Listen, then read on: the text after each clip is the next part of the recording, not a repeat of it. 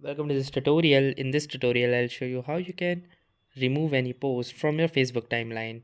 So first, what you need to do is simply click on this profile tab right here. Once you've clicked here, it will lead you to this page right here. And if you scroll down, you can access all of those posts which are present in your timeline.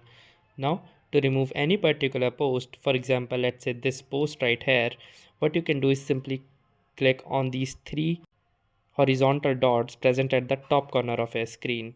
Once you've clicked here, it will give you an option which says move to bin.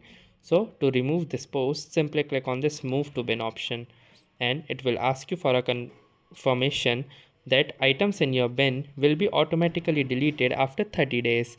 You can delete them from your bin earlier by going to activity login in your settings. So to proceed, simply click on this move button right here, and once you have clicked here, you can see that this particular post has now been removed from your Facebook timeline. So that's it for this video. I'll see you in the next one. If you like this video, make sure to hit the like button as well. Comment on this video, share it, and don't forget to subscribe to our channel. Thank you for watching and have a nice day.